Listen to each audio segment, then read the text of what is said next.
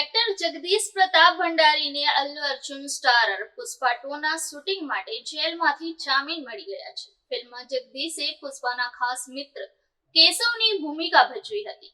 Allu Arjun starrer film Pushpa 2 નું shooting પૂરજોશમાં ચાલી રહ્યું છે.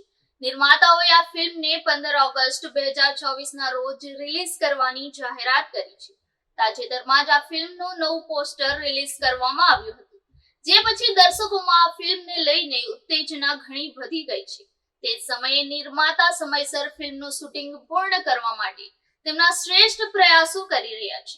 મીડિયા રિપોર્ટ્સ અનુસાર પુષ્પા ધ રાઇઝમાં કેશવની ભૂમિકા ભજવનાર ફિલ્મના અભિનેતા જગદીશ પ્રતાપ ભંડારીને શૂટિંગ માટે જેલમાંથી જામીન મળી ગયા છે.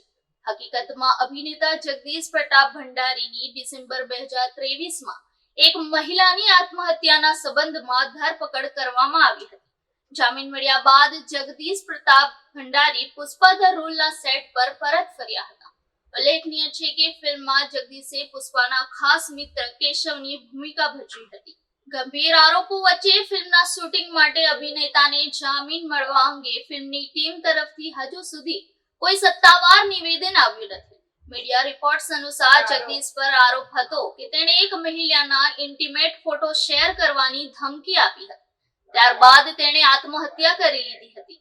આ પછી પોલીસે મહિલાના પરિવારની ફરિયાદને આધારે 6 ડિસેમ્બરે જગદીશની ધરપકડ કરી હતી.